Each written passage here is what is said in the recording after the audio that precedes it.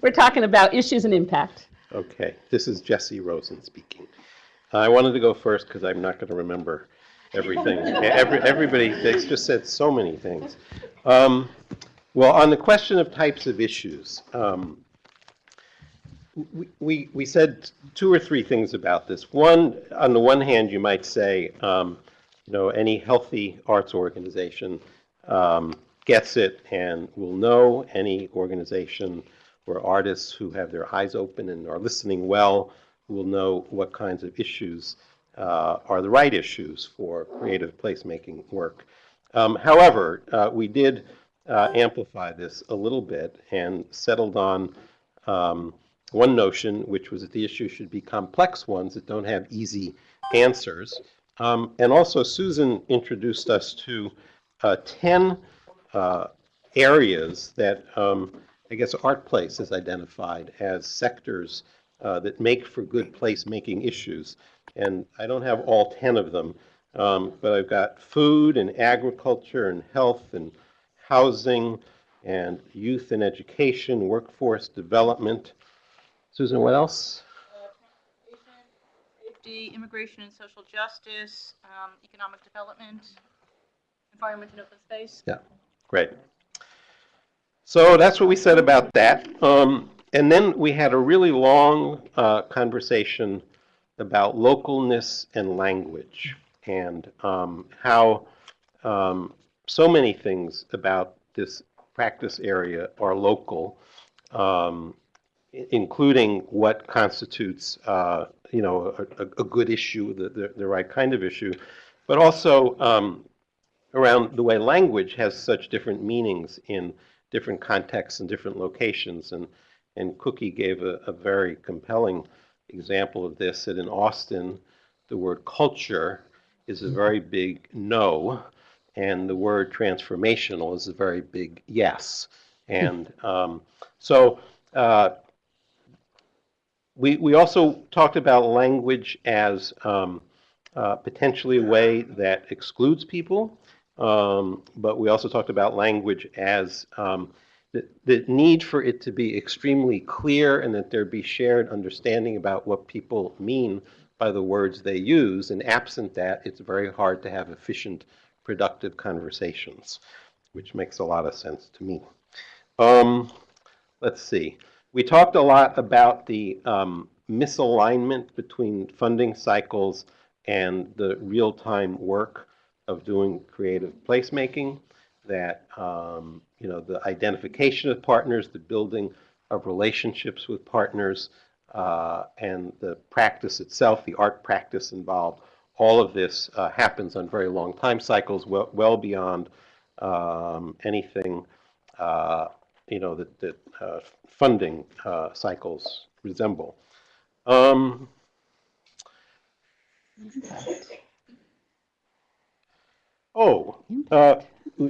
We heard a really interesting observation from MK about in New Orleans, that a recent article citing tourism as being an extraction industry. MK, could you just say a couple of words about that? Well, because the majority of the workers who are involved in tourism are low-wage earners, and the big profits in tourism are hotels and airlines, which are not based in the community, and so it doesn't require an educated workforce. So it can lead to continually having poor schools. I could go on and on, but this was in yesterday's Times-Picayune, a long article which really named this, and which was very surprising to me. But tourism is not necessarily an industry that benefits a community in the long run, because all are not sharing in its benefits. And let me just say one thing from the arts and culture community, and particularly from the Mardi Gras Indian and the second line community.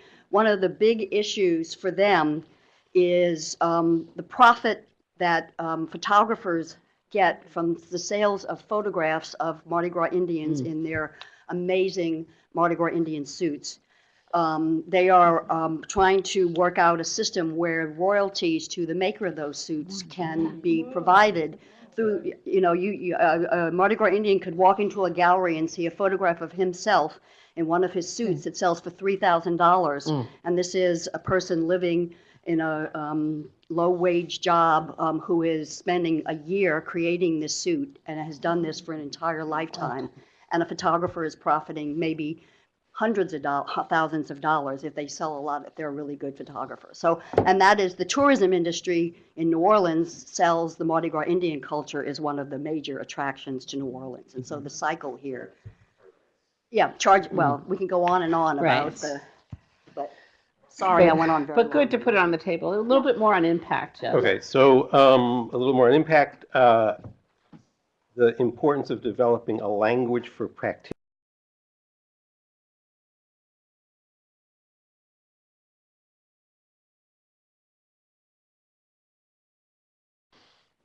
One of this maybe not so much an impact question, but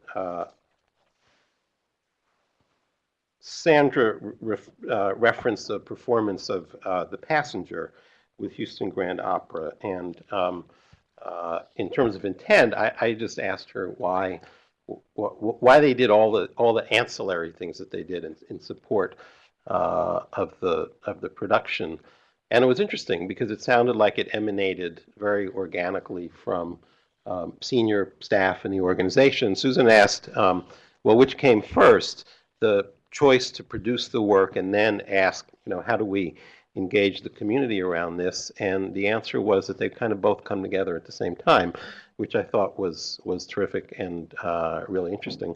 And MK again related a story. I won't relate it because I can't remember it all, but if we have a moment about the difficulties in Portland, Maine between the police department and the immigrant population. Do you want to talk a little bit about that?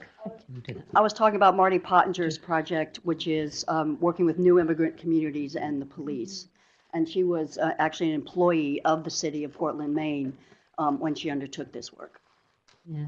A long story to that gets to the punchline about the work that was created between the police and the youth. I'm going to just take a couple of comments and questions and move us on so that we get all the reports on the table. So we talked a little bit about some language and some really clear frames for impact evaluation in the work. Kinds of things, please, Claudia. Just one more thing to add from our group. The question of what's the responsibility when you spend public money, which was a beautiful question. Mm-hmm. Great. Oh, Go ahead, Jess.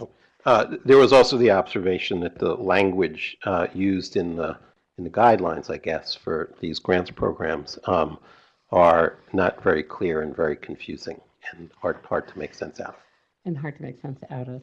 And I hear you. And I think the story in the tourism example, I think earlier a few people that have been closer to the organizing side of this work talked about analysis and the idea that you really have to do the analysis, that you have to look at the dynamics. So as we're partnering with organizations that have their own legacies in the community, their own policies in the community. They may be good, they may be bad, they may be neutral, but it opens new doors. So we want to be supporting tourism, but what kind of tourism do we want to be supporting, and what practices are we perpetuating, and what practices do we actually have the opportunity to stand up and make room for new ways to look and see what that could be. So that can become very much one of those opportunities. It doesn't mean, I don't think I take it to say we shouldn't be in the business of thinking about tourism, but how could we make the change in the way that tourism might be thought about, supported, or people engaged? What could we do to change that dynamic? So I think we'll keep moving, and I'm going to ask that we talk more now about relationships and resources. And who's my reporter is Teresa. Thank Hi, you. it's Teresa Eyring here. Our group was led by Noah Spiegel, and we had Sandy Arnold, Amy Fitterer, Mitch Menchaca, Michael Rode, Adam Skloot, and Doug Sontag in our group. And we talked more about the idea in resources and relationships. We talked about, we started with talking about free And we decided whether you're in the Mario camp or the Colleen camp, that free programming is for some people for some organizations a very effective way to involve the public in. Oops, I just lost my notes. Involve the public, involve people in artistic work, and create public value. Now, assuming that that artists are paid and that the work is still created at a high level, it does require a long-term rethinking of the business model. So how do you pay for an organization? If you're an organization, how do you create a business model that allows you to have a certain core part of what you do be free to the public? How do we build relationships by being a resource in the community was a question that was raised. Michael Road gave us the 6 points when he's working with artists. The question being, what are needs that artists can respond to with assets? What are needs that artists can respond to with assets? And in his case, there are 6 points: advocacy, community dialogue, story sharing, civic applications, cross-sector innovation and capacity building. And for those of you who have the notes that we submitted before this meeting, there's some specific examples in those notes. We also talked about the fact that there are long-standing assets and resources that organizations have been bringing into their communities that they feel like they're placemaking, but they're sort of being excluded as placemaking activities. So for example, free programs for young people in their communities, ballet in the schools, satellite programs in the arts in areas that are underserved by the arts. Where do those long-standing activities fit into the discussion about placemaking? And that led to some fruitful disagreement because the question was raised, in that case, is anything that an organization does that is civically responsible considered creative placemaking? Right. Lots more discussion about that. Lots more discussion about what do we really mean by placemaking. We got to the topic of mission also and values, and just how successful organizations interested in creative placemaking are adopting those principles into their mission or values, and that if there's not a leadership desire or an alignment with leadership within an organization, or whether it be the arts organization or the community, any community or government partner, that it can make the projects less successful, or even an implosion at the level of the organization. There was a fascination with the title again today of Beyond the Building. Beyond the Building, Performing Arts and Transforming Place, because the thought was that in the original idea, one of the original ways that you could place make is by building a building in a community, and that building and all of the things that it offered could really support the local environment and place in the many ways that it's been defined here today.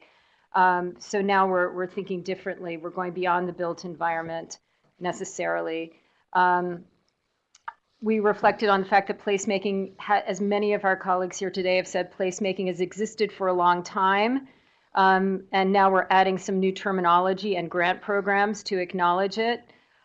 Let's make sure that we collectively and individually focus more on the why this, why now. We also acknowledge that we did not specifically call out some of the social justice aims that exist within creative placemaking. For some, there are some very, social justice is very intentionally an outcome, but maybe not the goal for everyone.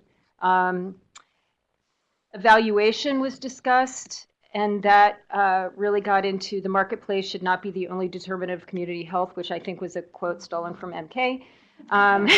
Though she was not in our group, and coming up with evaluation systems that are based on how people are impacted by whatever the work, creative placemaking work is, not measuring based on always on how many tickets are sold or really tangible units in that way, but really trying to collect the evidence that the work is having an impact on people. And that, I think, were some real specific examples given by Yerba Buena and Sandy.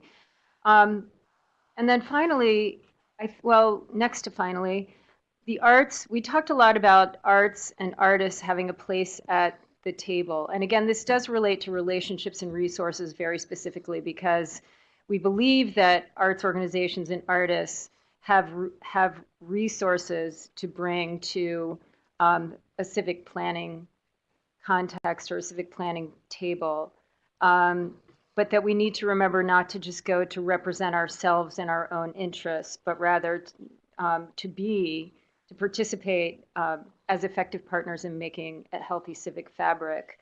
So again, it's not just coming for yourself, but coming for what you can offer to the larger ecology, and that actually can help bring about potentially more of a sense of what equity can look like. Last point was local government partnership came up quite a bit, and how planning commissions, some are working with local governments, with planning commissions, and then just the question of how is the terminology about creative placemaking trickling into those different organizations? Do they understand it in the way that we're discussing and coming to understand here? And then wouldn't it be interesting to have some of those representatives at this table today as well, since the grant programs require their participation, or at least their letter of agreement to participate. So what did I miss? That was great. That was terrific. A lot to think about there. And thanks for bringing it all the way back to the question of, if we are creative and we exist, therefore, are we making the place a creative place? Because at some point, folks will end up taking their discussion in their own organization all the way back to look at what the value of what they're doing is. But you moved that conversation, and I really appreciate that you actually did bring it up and put it in. The relationship in place, and a lot of deep conversation there. Anything else that we want to add or just punctuate a little bit more? This conversation, I think, for me, really gets at the range of practice that's in the room, of practices that are in the room that we are talking about in connection with creative placemaking as we understand it. So that's a far cry from what is creative placemaking. I think some of the tension in the room is, would each of us call what someone else is doing creative placemaking? If we had started with a case-based model where we had put 5, fuller pictures and stories from the different aspects of the room in the room, and we all looked more deeply at them and pulled back out to say, what do we see? What are the characteristics and how do we understand those? What kind of a different conversation would it be? So I'm really appreciative that you're holding the tension and having the actually personal connections and exchange where you are not entering this practice in the same way and through the same values. So these 2 past reports that really talk about where you come into the work from, I think is a really valuable piece of this conversation for performing arts. Anything else? Sometimes when I say a lot, then someone says, oh yeah, I really meant to talk. Please. One thing that we did talk about was that the relationships really need a lot of time to mature. And over lunch, Sandy and I were talking about a grant that she was managing, and that she would have gladly had half the money for twice as long to build that relationship and to actually create the work. And so the element of time was discussed at some length in our conversation. That's great. Else? Okay, let's invite Mario to share a little bit from the conversation on equity. I'm sure it was a lightweight conversation. Yes, indeed. No, thank you very much. In my group, we had Sixto Wagan, Jamie Bennett, Howard Herring, Colleen Jennings Rogensack, Jason Schupbach, Carlton Turner, Mark Skorka, and Sarah Wilkie. So, do you know what it's like trying to take notes from a group like that? Oh my God. Anyway, it was great though. It was very free form, and tried to capture as much as I could, and I count on my colleagues to weigh in. But I think that referring back to the comment that MK made about the Mardi Gras Indians, and I think she pointed out something, and that's there are so many layers of assumptions that we have about how things work and how things are structured that are not necessarily right. So that really spoke to the fact that when you're approaching this issue of equity, it is extremely complex because that means so much to so many people as far as what it affects, where you come from, how your history informs it. So it is a very, I think it's a very sensitive and a very important term and should be approached as such. So the way I'm going to do this is I'm going to throw out some of the ideas that we had just across the table, and then try to summarize a bit. So one of the first things I'm going to refer to is a definition of equity. Carlton looked it up, and it is fairness or justice in the way people are treated. And also another fact that was stated is that with this program, there is the promise of America deeply. It was recognizing that and looking at equity, looking at the way that creative placemaking is affecting communities and impacting communities. It's beautiful in a way that it actually holds the promise, even though very difficult, of this country and access and equity. But some of the questions that we threw out were, who is at the table, when you're having discussions? That's critical. How are decisions made? Who is involved? Those were referenced early in the day, but they came up again very importantly. How do we take the knowledge that we are given and transmit those lessons of equity to other leaders and other organizations? A concrete example was it's very important to have the right board on your organization when addressing issues of equity. Another key point was organizations have to give back. It's another key aspect of equity.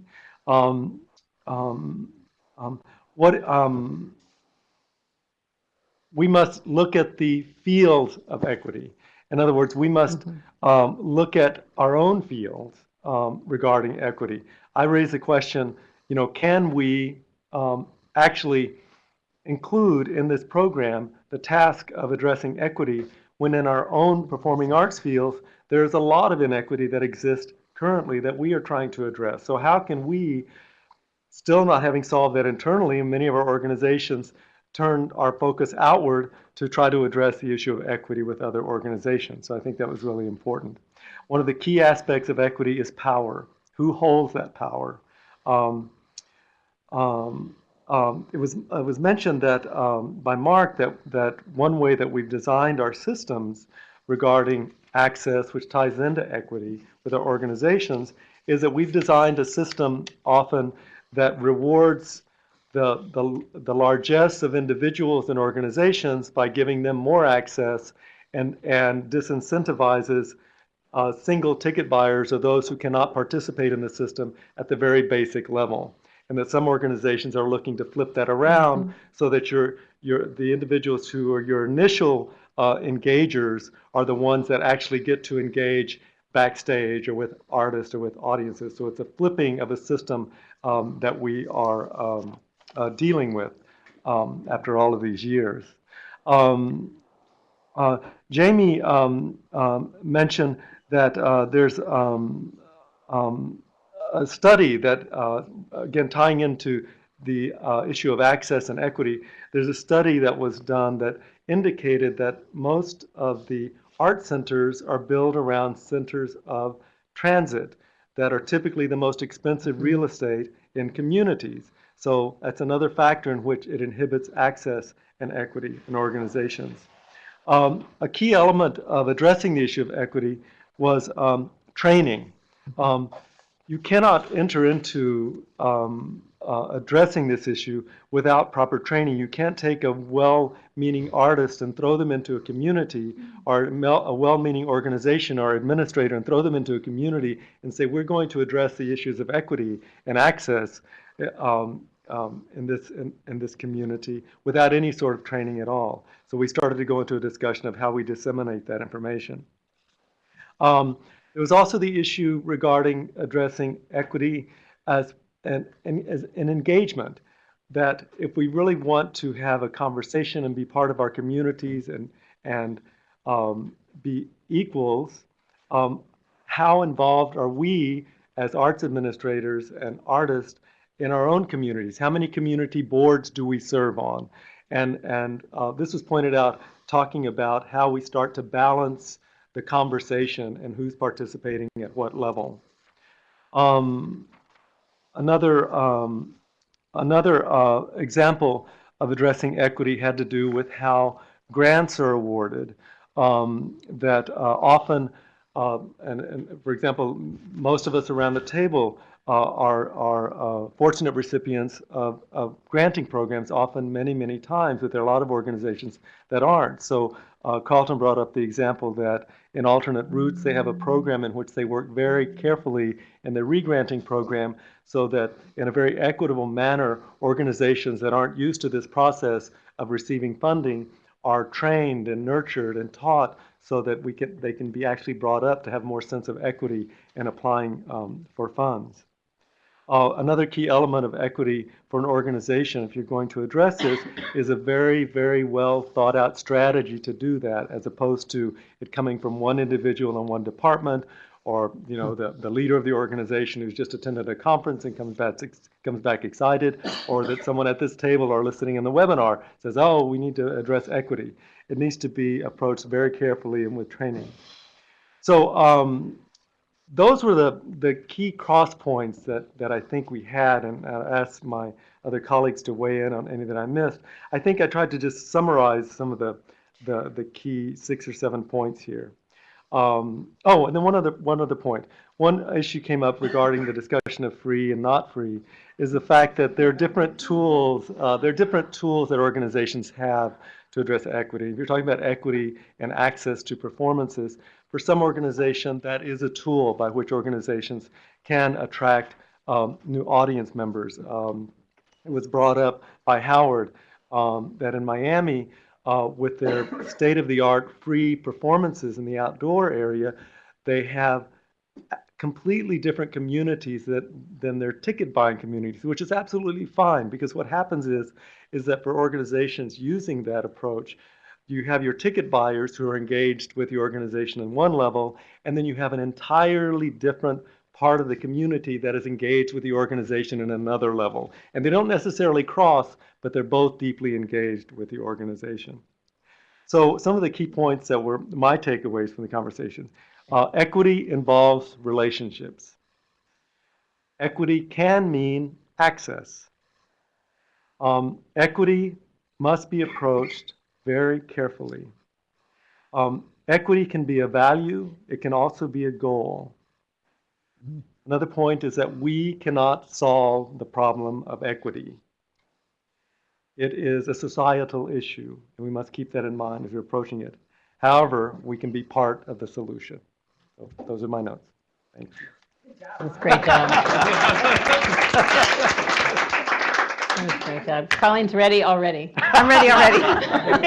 Thank you, Mario. That was a great job. One of the other things that we brought up to the table is Carlton definitely led us to kind of stay focused on beyond the building. But for a lot of us, the building plays a pivotal role. Mm-hmm. And in my organization, our relationships with the variety of communities that we serve, it's a two-way street.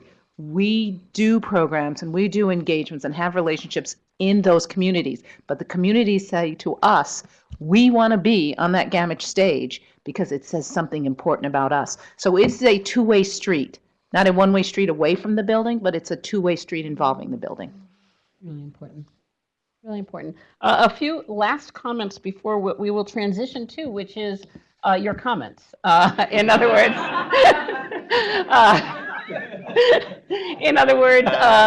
getting a chance to clear your head and think about something that we asked you what you came in to the conversation with today. What was something we should know from you that you brought into the conversation? And I want you to begin to think about something that you are leaving the conversation with, something that is on your mind, something that needs to be said. So we'll go there. I'll say we're going to go there in about a minute. I want to make sure that comments in relation to equity, that we don't bypass those. Can I just ask Colleen a question? Because you just talked about the exchange, the out and the in. So I wonder if you could talk for a moment about how you build relationships and conversations with stakeholders around, who are used to your building being a site of virtuosity and presentation, Right. historically, contextually. So how you make that a curatorial and organizational priority. Exactly. Again, our mission is connecting communities so that it's embedded in there. But we began many, many years ago, and I want to give credit to Gilmore and Pine and their book, The Experience Economy, that it really is about the experience, and that experience brings people to the thing. I mean, they're Harvard guys, so they didn't really understand theater. But the notion is that people will come for their reasons and will go to things for their reasons, and whether it is tradition, and families have always done it, whether it is there's a particular group that's coming, whether it is entertainment, spiritual, educational, to understand that. What we also do is our staff, I am fortunate to have a large staff, and the majority of our staff members came from our communities. And they sometimes came to us as students and grew up through the organization, or graduated from college and returned home.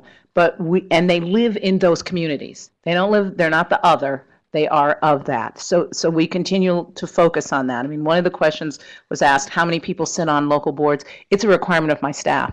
I said, we don't sit here, we wear lots of hats. I'm a swim official. I operated really well in the swim world, sort of strange, but different kind of world. We have members who are active in their church. We have members who are, and so staff members have a responsibility in those communities to take our message forward and to bring those messages and those thoughts there. We do have focus group, we do have advisors, and I think the proof is always in the pudding. We had our very first program when I first got there was we worked with the Latino population, and it called South No Borders, and we looked at religious leaders, political leaders, business leaders, and really focused and put together a year's worth of work, and then what would continue on from that work. And so it came to the point where we had 14 different Asian communities came to me as a group and said, when's it our turn? When are we going to sit down with you, have this conversation, and when is our world going to be unfolded?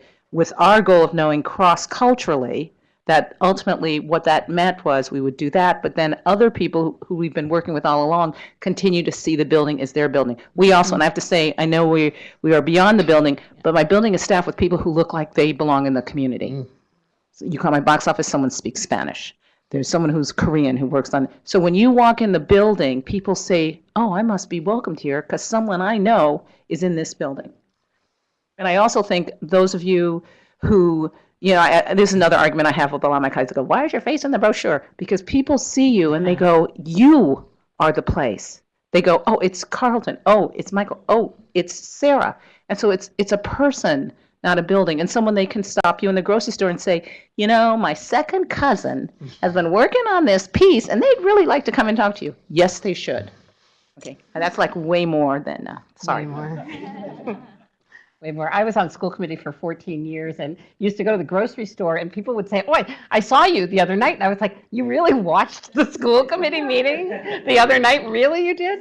But yes, in fact. I'm just going to bring into the room Eric Takashita from Minneapolis and St. Paul area, who is doing this work with LISC organizations, that is local incentive, local, yeah, so they're working on community development, all kinds of manners of community development, but he is engaged, and now through Kresge, with some resources to really up the work that's already been done at this intersection of arts. And he wrote in about two of the things that we were talking about here.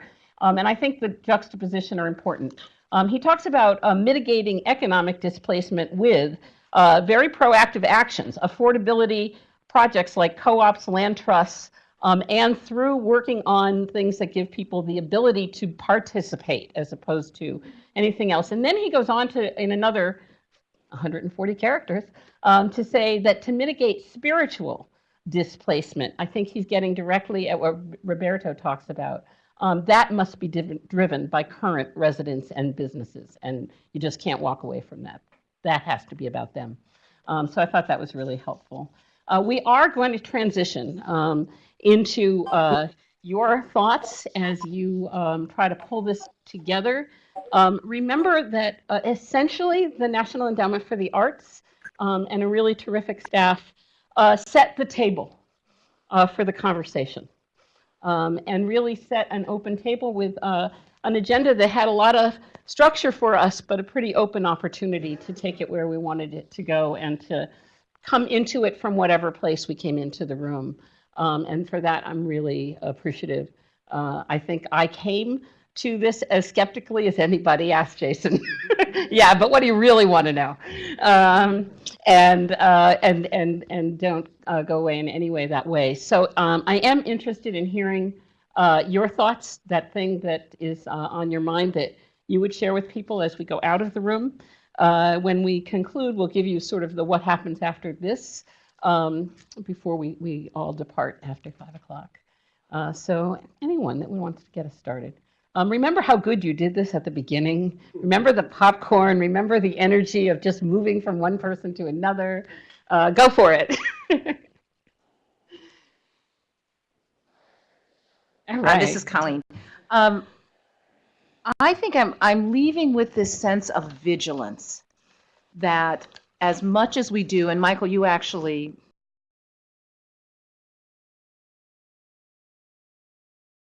put this in my head, as much as we do, we must consistently with whom we're working with, but also have evaluations from our partners. And there has to be a great sense of vigilance. Like I hate to tell you this, guys, not that this group does this, there's no resting on our laurels. You start again every time. Yeah. Mark. This is Mark. I leave with the discomfort that the subject is so huge and that the range of options is beyond description, then with the comfort to realize that all you can do is to define a slice of it that is appropriate for you and your institution and to do that well. So it is a sense of being overwhelmed and then being comforted by taking the next step. Taking the next step. Great. This is Sandy from Houston Grand Opera. I want to share that feeling that Mark has. It is uncomfortable to walk out of this building knowing that there's so much to be done. But I feel like from our standpoint as an organization, to know why, what is the why in what we're doing and for whom are we doing it, for us, that is so much the root of the answer. And if we can keep talking amongst one another and for us as an organization concentrate on why, I think we're in good shape. Am I up? Hi, this is Michael Orlov. I guess I leave, not this building because I work here, so I leave for the day. Thinking about all the wonderful things that were said and also presented earlier, but also the voices that perhaps should be here at the 2.0 conversation. Mm-hmm. There are so many folks, whether they're individuals or people that operate in their communities that have such a stake in this conversation that were not invited, and I can take some responsibility of that. But there's there's a huge void of voice in this conversation that being optimistic can be invited for the next conversation that Jason will put together tomorrow.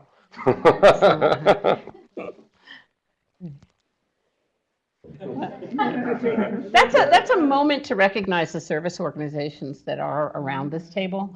I've been thinking a lot today about the pre-social media, everything's online all the time immediately environment in which we did studies. We went around and had community conversations. We created programs that began to incentivize practice. We called out those models that we took time to really imbue, to understand the work from the work and imbue it. And those models are continuing and organizations are doing that. So I hope that by having the service organizations at the table today with practitioners and with groups that are presenting and producing, we're starting some basis for that work to go forward. One more thing I meant to, before I cut myself off, I wanted to at least thank everyone who is not living and working in Washington, D.C., or at least here at the NEA that put so much time and effort into this conversation. Everyone that showed up, it's been a really incredible day. And so I want to just, from me personally, say thank you for pouring so much emotion and thought into this day. folks around the table, please. Susan Fader. I leave with a strong sense of validation of the work of artists and arts organizations that I'm not sure was present, despite the fact that the work has been done long before we had terminology for it in this room. And I think that that was also honored today. So I thank the table. Claudia Alec, Oregon Shakespeare Festival. So I'm leaving with greater clarity that I've gained from my colleagues around these subjects, and also a very, very large question about what I'm planning to do for 2015 in terms of crafting digital spaces that are in support of the placemaking activities that we're going to be engaged in. This is MK from NPN Van. Two things I want to say. One is I'm taking away the idea of fuzzy outcomes, and I want to validate fuzzy outcomes and understand that, you know, the ambition of this kind of work is far beyond any particular moment in time. The other thing is unfortunately, how rare now these cross-sector convenings are in the national arena. And I'm really, really appreciative of being here today and having this opportunity, and hope that there can be more of these, because I am old enough to know a time when annually, or at least biannually, I was part of cross-sector conversations through the National Endowment for the Arts. And this is not nostalgia for something that I've forgotten what the bad things were. This is the ability to know one another and to engage in conversation at the national level is essential if we're going to move forward as a community and as a country. This is Sarah from On the Boards, and I just want to second that completely. I think my major learning is from everything that I heard throughout this room, and I just think it's so important, so I want to second that. And then for me, one of the things I want to take away is a real clear statement that said clear acknowledgement of mutual benefit, because I think clear acknowledgement, mutual, and benefit are all real values that I want to take forward. Ashley from the Network of Ensemble Theaters. So I think I'm taking forward feeling like NET is on the right path in terms of thinking about what the 201 conversation is and how we as an organization can serve artists who are thinking about these, thinking about the language that we need to make the case for what we're doing in communities. I also want to just name feeling gratitude for Mark Valdez and the other people who have created space like Carlton Turner and MK, and the people who have been mentors in my life as an artist at the table now, and just grateful for that. And that's intentional as a practice to name those things in a public sphere. And I think I'm going to take some love out the door and get excited about how we think about place and the idea of moving from a heart and human place and not just academic language. So I'm leaving with great excitement because I was just combing through Twitter, and a community development Main Street organization in Middlesboro, Kentucky has participated all day via webinar, wanted to hear what the performing arts folks had to say, and just wrote up a blog post that quotes Stephen Sondheim. So I feel like our work is done. I'm going home. Yeah, that's great.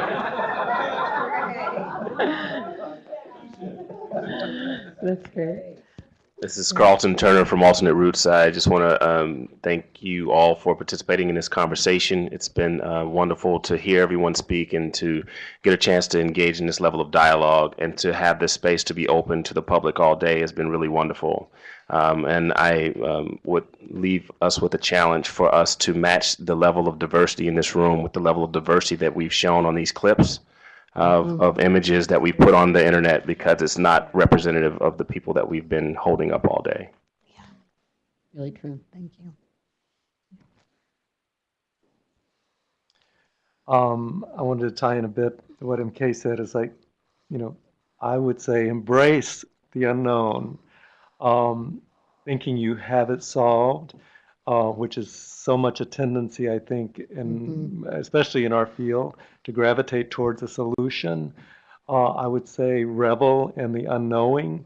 It's a continuum, as has been said today, and this is just part of it. So try to be careful with that tendency. Secondly, I would echo the thanks to the NEA. This has been really wonderful, and the dialogue, I think, is critical.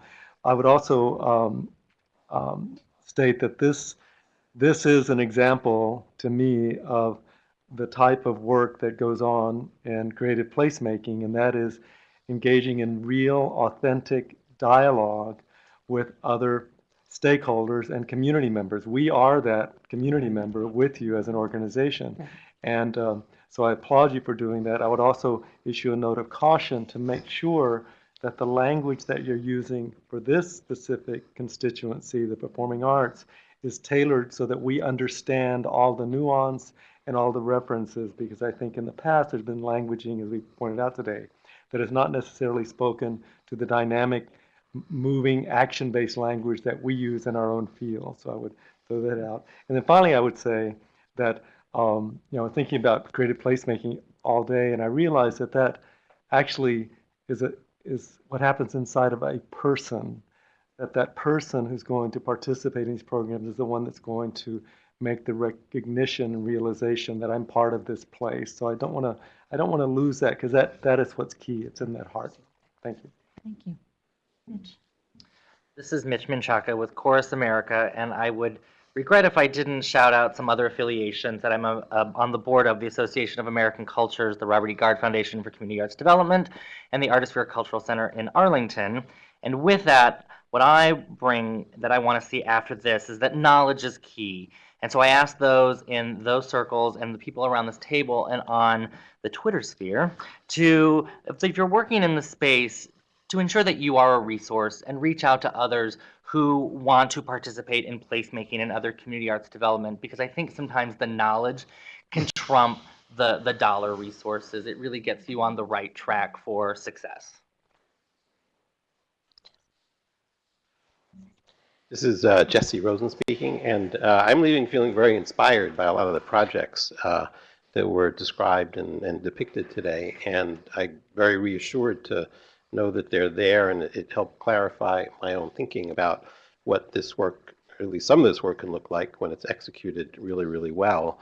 And also, I'm thinking that while this has been a funding program for projects, it seems like there's a place for supporting the development of good practice in this area for, I think, organizations like orchestras that are arts producing organizations, where the emphasis is on producing the work and producing it at a high level. The notion of how you do that in a way that creates greater value in the community that you're in is a relatively new idea.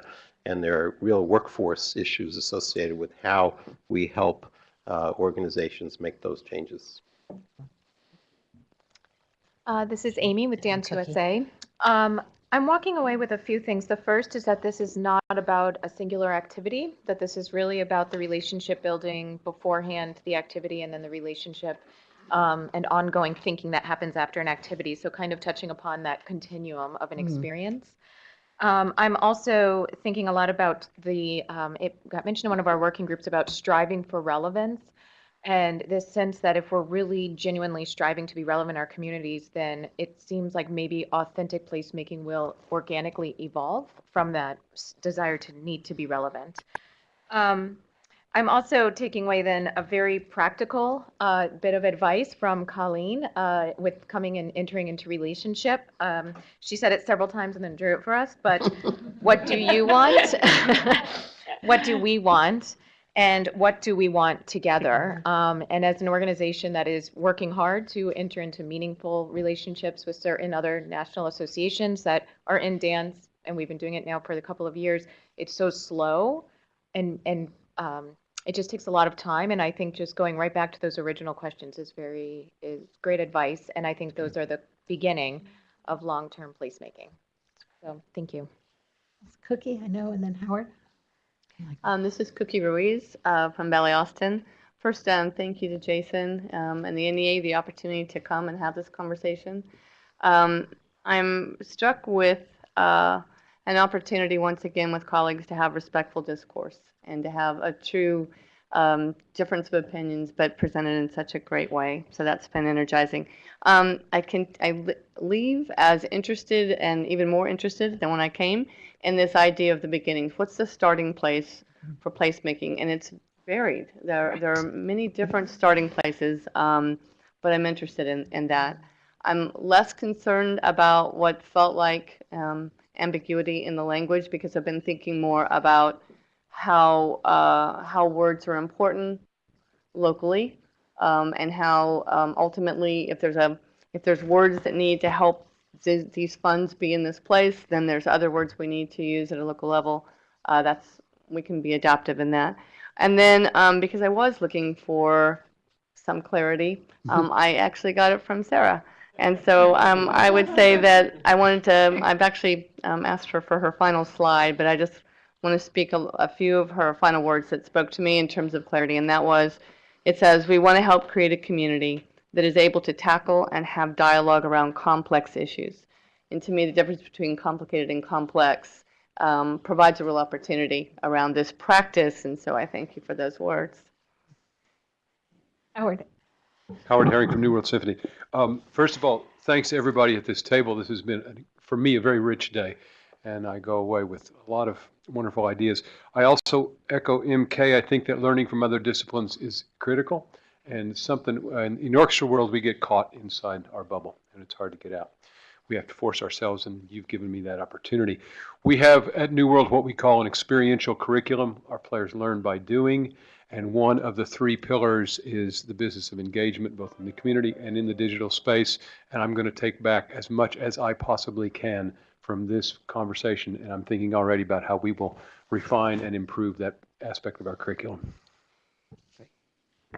This is Sixto Logan, University of Houston. I appreciate everybody around this table and all the policymakers actually modeling the fact that we are listening, you are engaging, and that it's not just resting on our laurels, but actually aspirational. And I am also thrilled about the fact that this conversation that's happening now is at a completely different place than what happened when creative placemaking was actually initially talked about, at least locally as well as nationally. And so that already the needle has moved in such a short period of time. And I think that that is very inspiring in terms of what we can actually accomplish. And I love the fact that everybody around this table is actually entering into this and engaging in this in the place in which they are at and moving further, and that recognizing that this is not a solution for that everybody has the same solution right now, and that this is actually about a long-term, we are talking about long-term change. And I appreciate everybody's engagement in that. I walk away fairly disoriented on a strong medical cocktail.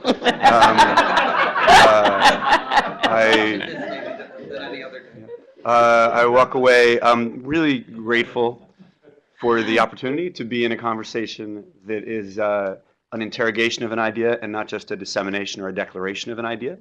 And I feel very grateful to be in the room, and so I'm thankful to the folks who made it possible.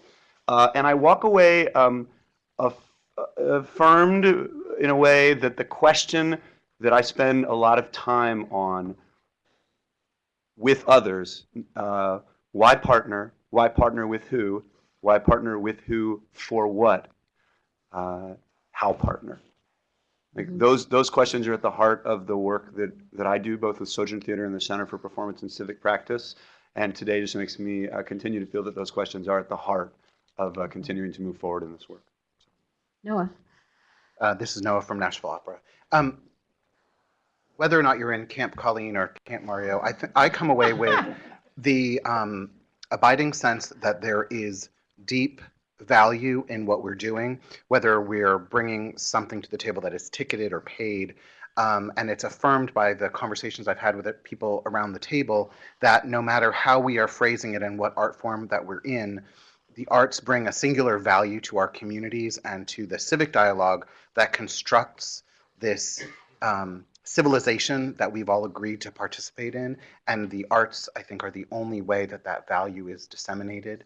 And so I come away inspired by the conversation and with a belief that opera and the other art forms represented here will be able to maintain relevance in a world that's changing far faster than I think any of us could have ever predicted. Jason, not quite. Sandy? Anna? So Sandy from Yerba Buena Center for the Arts, and what I come away with is a deep appreciation for evolving terms and an excitement for what we'll uncover as we continue this work and continue to explore in our own respective cities and neighborhoods. And just looking forward to a similar conversation, let's say 5 years down the road, and seeing, you know, what we said today and what we say then. This is Adam from Ballet West, and at this point I'd probably be echoing things that have already been said, but I'm grateful to have been invited to be here and have learned so very much from so many, everyone at this table. And the wonderful thing about it is to really see that in so many different disciplines and so many different ways, we are producing and presenting art that is meaningful and collaborative and authentic, and that's very inspiring to me. Do you want the last word, Jason? Teresa's gonna go. Do you want the last word? All right, so I'll throw in two. Teresa Eyring here, penultimate. Yes, well, also gratitude to everyone here. I just feel as if we've, there are a number of people here who I've never met before, and I'm just getting to know today, and others who we've been hashing it out together for a long time.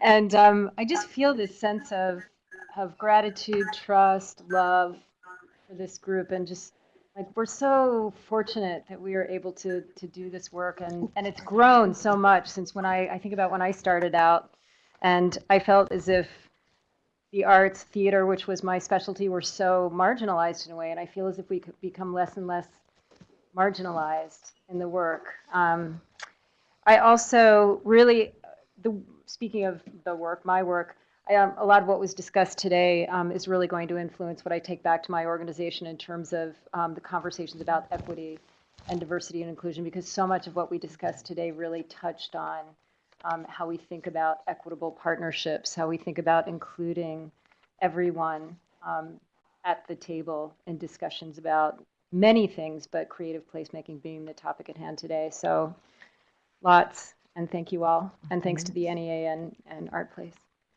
A couple of things that are on my mind, thankfully, by those comments, insightful ones.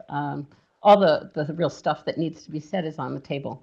One thing that I think that I look forward to is the notion that emerging leaders in our organizations and in our communities and sometimes in our colleges and sometimes not in college, but doing the work of creative cultural production, are already doing work in new ways and thinking about it in new ways and bringing new ways to do it. So we haven't talked so much about the generational thing here.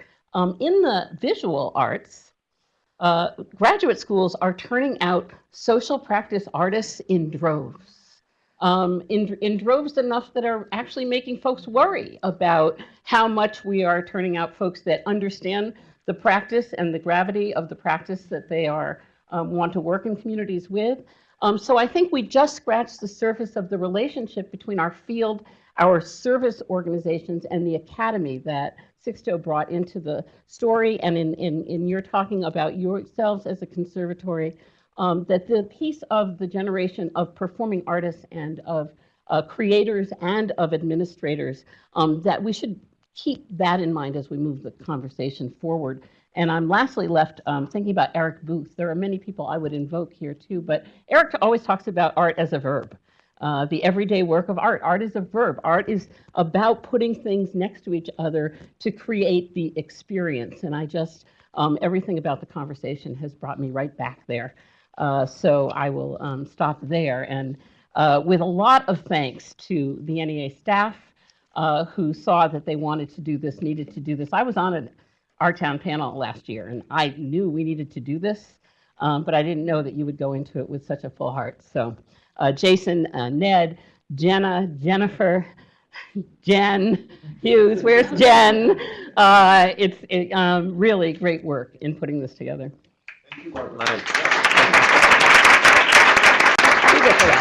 Great. Yes, we got a lot of J's here at the NEA. We used to have 2 Jamies too. So, gosh, wow. This kind of totally blew me away. It went way beyond my expectations. I appreciate so much your guys' honesty. Do not be envious of me. I'm having to write up all this for a federal report. If anybody wants to help, let me know. We will capture this. We are listening. The point of today was to listen as an agency, to sort of put on the table what is going on around this topic. And you guys ripped it apart, threw it up and down, and gave us unbelievable feedback. So I just have I'm incredibly grateful to all of you. Also incredibly grateful to my staff. I just want to thank them again. This was not just me who planned this, especially the other directors who helped me. Doug Sant. This is the hardest working guy in the NEA, Doug Sontag, and he still found the time to help on this. And Michael Olav, who's also working very hard. No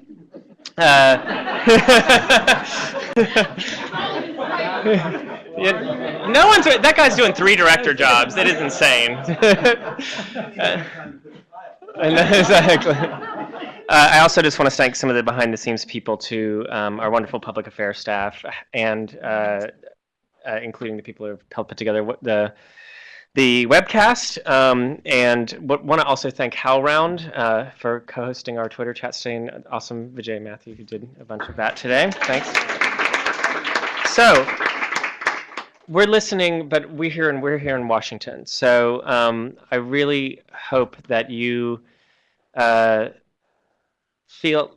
And the most Washingtonian thing I can say, and this is Jamie Bennett, who I also forgot to thank. Thank you for sponsoring this. This is a total ripoff from him, but in Washington, we like to talk about when you come to a meeting, you should feel like a delegate to a Congress. So you guys are the field leaders, right? And like everybody said, there's a lot of people who are not in this room. There's a lot of representation of our country that's not in this room. We need you to take these thoughts home. We need you to take them back out across the country.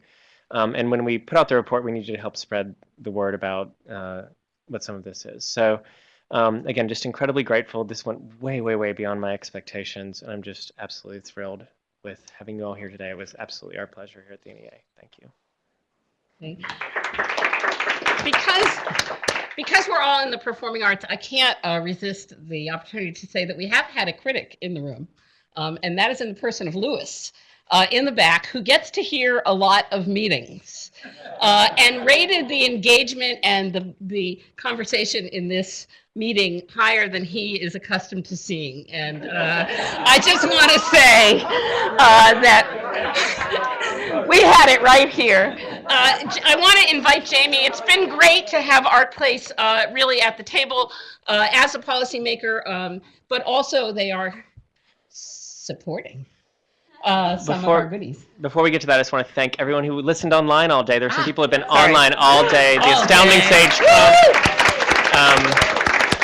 some real astounding constituents from the field giving us great tweets. We will, hopefully as part of the report, have sort of a storify from the tweets so you guys can all read that too. Thank you guys all so much for being here all day. And I know that Art Place specifically has a group of folks listening off-site, which has been a wonderful experiment for us too. And welcome to all of you again, and thank you for listening all day and participating.